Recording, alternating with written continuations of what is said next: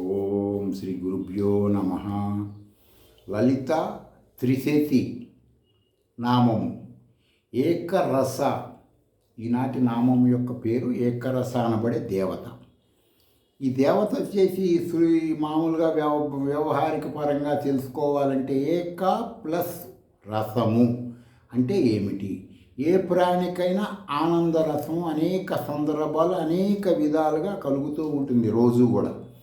ఈ నామాలు నిన్న కూడా చెప్పడం మొన్న చెప్పడం కొంచెం విభిన్నంగా ఉంటాయి. అయితే కొన్ని క్షణాలు లేక కొన్ని నిమిషాలు మాత్రమే ఈ ఆనంద రసము అనేది ఉంటుందన్నమాట. శాశ్వతమైన ఆనంద రసము ఏకరసము అంటే ఏమిటి? మానవులకు తెలిసిన ఆనంద రసం ఏంటి? ఏ ప్రాణిని కదిలించినా శృంగార రస ఆనందం మాత్రమే కాస్తో కోస్తో తెలుస్తుంది కొన్ని సెకండ్స్ వరకు. లేకపోతే షడ్రసములలో తీపి అనేది మధురంగా ఉంటుంది కాబట్టి దాన్ని మానవుడు ఇష్టపడతాడు. ఈ నామము ఈ దేవత వచ్చేసి మహావిశ్వ చైతన్య స్వరూపముగా కల సమిష్టి ఆనంద రూపమునకు కారణభూతురాలు. సమిష్టి అంటే యావత్ మొత్తం, వ్యష్టి అంటే ఇందాక లలిత సహస్రనామంలో వ్యష్టిగా ఎలా ఉంటుందామంటే చెప్పడం జరిగింది.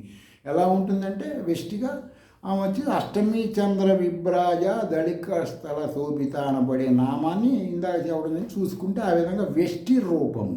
సమిష్టి రూపం అంటే ఈ ఏకరస అనబడేది. సరే, దీనిని శృతులు ఆనందరసము ఆత్మరసముగా తెలియచేశాయి. దానిని ఈ తైత్రీయోపనిషత్తు ఏం చెప్తుంది? రసగం హే వాయం లబ్ధ్వా ఆనందీ భవతు రసః అంటే పరమాత్మకి ఆనంద రసము ఎప్పుడు అనుభవిస్తూ ఉంటాడు. శ్రీ విద్యా సాధకులు కూడా ఎప్పుడు ఆనంద రసము ఏకరసంగా అనుభవిస్తుంటారు. ఆనందానికి పరాకాష్టే ఆత్మానందం. అర్థమైందండి? ఇది తెలియనంత వరకు మానవుడు నర పశువు. ఈ ఆనందరసము కలిగితే స్థిత ప్రజ్ఞత కలుగుతుంది. వాడి సర్వసంకల్పములు మనోవేగముతో నెరవేరుతాయి. ఈ ఆనందరసము అనుభవించే ప్రాణిని ఎవడైతే ఈ ఆత్మానందం అనబడే ఏకరసం అనుభవిస్తుంటాడో వాడిని విశ్వములో ఉన్న అందరూ కూడా సేవిస్తూనే ఉంటారు. ఎందుకంటే వాడు పరబ్రహ్మం కదా, వాడే కదా సర్వటికి కారణం. ఈ ఏకరసము ఆత్మానుభూతి ఎలా తెలుస్తుందండి? మేము శ్రీ విద్యలో ఉన్నామంటే మాకు ఏకరసం అనేది కలగట్లేదంటే మీరు మీ గురువుల ద్వారా తెలుసుకోండి ఈ విషయాలన్నీ. తర్వాత బుద్ధి చేత గ్రహించబడుతుంది. ఈ యొక్క రసము మీరు తెలుసుకోవాలంటే బుద్ధి ద్వారా మాత్రమే, మనసు ద్వారా తెలియదు. ఈ ఆనంద రసాన్ని సర్వ వస్తుజాలమందు అన్ని వస్తుజాలమందు ఇది ఉంటుంది. ఎట్లా ఉంటుందంటే నిరాకార నిర్గుణమైనటువంటి రూపంలో ఉంటుంది.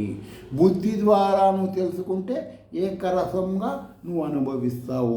పరి విధాల పరి శృతులు చెబుతున్నాయి ఈ మాట. మీ గురువుల ద్వారానే ఇవి తెలుసుకోవాలి, శ్రీ విద్యా గురువుల ద్వారా. తర్వాత ఇది పైకి కనిపించదు. శ్రీ విద్యా పూర్ణదీక్ష అయినటువంటి సూక్ష్మ బుద్ధి కలిగిన వాడికి మాత్రమే ఏకరసమైనటువంటి దాన్ని గుర్తిస్తారు. పామరులకి శృంగార రసానందం కలిగిస్తూ ఉంటుంది. ఎవరో మాయాస్వరూపిణి, వాడి కర్మలను బట్టి.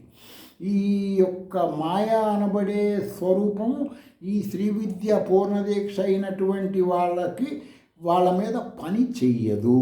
ఎందుకని? వాళ్ళు బుద్ధి ద్వారా ఈ ఏకరసాన్ని తెలుసుకుంటారు, వివేకవంతంతో ఉంటారు. బుద్ధిని మహాతత్వజ్ఞానముతో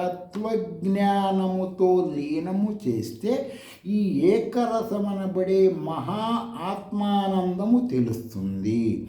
బ్రహ్మజ్ఞాన బుద్ధి కలిగిన గురువుల ద్వారా శ్రీ విద్యా మంత్రముల ద్వారా ఈ సర్వజ్ఞానమును సర్వులు తెలుసుకోవచ్చు. సరేనండి, బాగానే ఉంది. మరి శంకరాచార్య వారు ఏమంటున్నారండి దీని గురించి?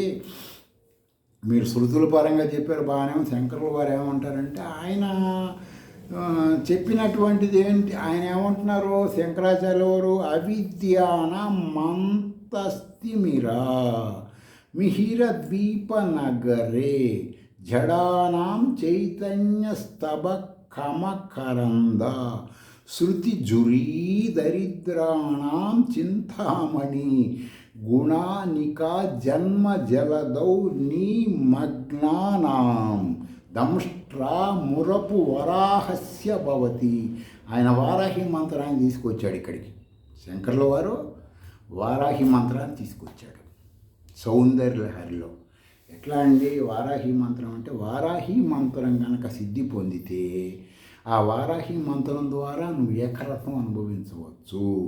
ఓ సగుణాకార పరబ్రహ్మమా, నేను అనేక జన్మల నుంచి అనేక కర్మల నుంచి అష్ట కష్టాలు పడుతూ సంసారమనబడే సముద్రములో పాతాళ చెరలో ఉన్నాను. నువ్వు వరాహ రూపములో నన్ను పాతాళం నుంచి భూమి మీదకి తీసుకురా. నాకు సంపదలు, శృతుల జ్ఞానము, మోక్షము సులభముగా వచ్చే నీ పేరు కలిగిన ఉపాసన చేశాను. ఈ యొక్క మంత్ర స్వాదన ద్వారా నేను ఏకరసానుభూతి నాకు కలిగించు. ఇది ఈ మంత్ర స్వాదన హరిహరులకు నువ్వు ఇచ్చు ఫలము. అర్థమైందండి? హరిహరాదులకు కూడా ఈ వారాహ అనబడే, వారాహం అంటే పందిగా భావిస్తే మీకు శృతుల జ్ఞానం తెలియదు. శృతుల్లో ఇలా ఉండదు. కొంతమంది అవిద్యాపరుల అజ్ఞానం కోసం అలా చెప్తారు.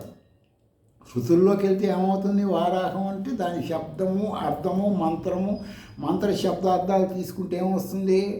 వారాహం అనేటువంటిది దేనికి సంకేతము? పాతాళంలో ఉన్నటువంటి భూమిని పైకి తీసుకొచ్చింది. మానవుడికి పాతాళ లోకం ఎక్కడా? ఆలోచించుకోండి. పాతాళం నుంచి భూమి మీదకి రావాలంటే ఏం చేయించాలి? ఇవన్నీ మూలాధార చక్రం చేయించాలి. ఇవన్నీ కూడా మీరు ఆలోచిస్తుంటేనే మంత్ర సాధన ద్వారా అలవాటు అవుతాయి. లేదండి ఏదో ఒకటి చెప్పి రెండు చెప్పి నేను ఎంత చెప్పినా మీకు అర్థం కాదు. ఏ గురువులు మీకు చెప్పలేరు. మీ సాధన ద్వారానే మీకు ఇంటర్నల్గా తెలుస్తుంది.